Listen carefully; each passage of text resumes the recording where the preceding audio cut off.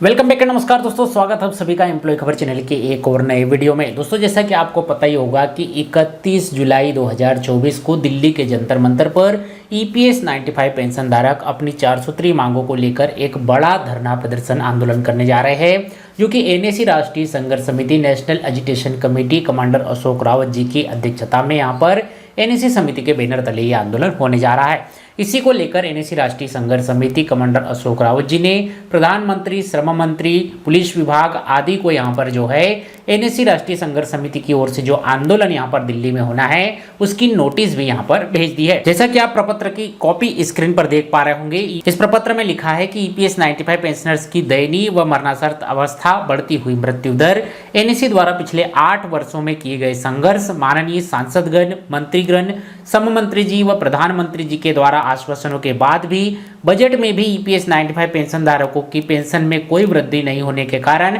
निराशा के कारण पेंशन धारकों में रोष व्याप्त को देखते हुए यह निर्णय लिया गया है। पत्र क्रमांक 1607 दिनांक 16/7/2024 को आंदोलन की नोटिस माननीय प्रधानमंत्री जी को ईमेल के द्वारा भेजी गई है। वह उपरोक्त नोटिस की प्रतिलिपि प्रधानमंत्री जी, गृह मंत्री जी, वित्त मंत्री जी व सभी सांसदगण को, वित्त सचिव जी को व सेंट्रल प्रोविडेंट फंड कमिश्नर, माननीय सीबीटी के सभी सदस्य और दिल्ली पुलिस कमिश्नर को भी इस आंदोलन की नोटिस यहाँ पर भेज दी गई है। एनएसी के राष्ट्रीय सचिव श्री रमेश बहुगुणा जी के नेतृत्व में दिल्ली के अध्यक्ष श्री BS राणा व उनकी टीम के द्वारा उपरोक्त नोटिस प्रत्यक्ष रूप से दिल्ली के संबंधित कार्यालयों में जाकर दी गई है। सरकार द्वारा पेंशनर्स की इन प्रमुख मांग, जिसमें कि मिनिमम पेंशन 7,500, उस पर महंगाई भत्ता दिए जाना, मेडिकल की सुविधा प्रदान करना, वास्तविक वेतन पर उच्च पेंशन का लाभ दिए जाना इत्यादि, सरकार की ओर से सकारात्मक निर्णय लेने के संकेत न मिलने के कारण जंतर मंतर दिल्ली का आंदोलन 31/7/2024 और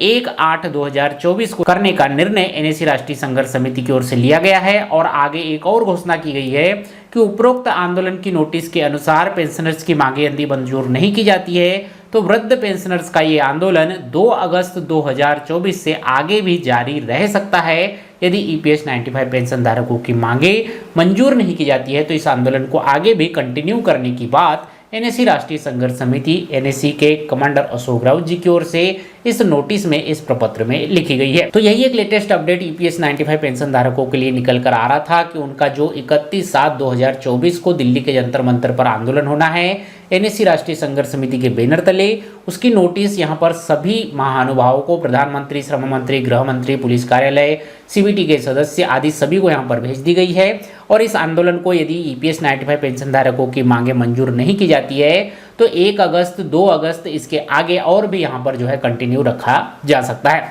ये वीडियो, ये जानकारी आपको अच्छी लगी हो तो वीडियो को लाइक कीजिए, अपने सब दोस्तों के साथ शेयर कीजिए। आप इसी तरह की खबरें अपने व्हाट्सएप पर पाना चाहते हैं तो डिस्क्रिप्शन में दिए लिंक पर क्लिक करके एम्प्लॉय खबर के व्हाट्सएप चैनल को ज्वाइन जरूर कर लीजिए। मिलते हैं आपसे अगले वीडियो में, तब तक के लिए जय हिंद, वंदे मातरम।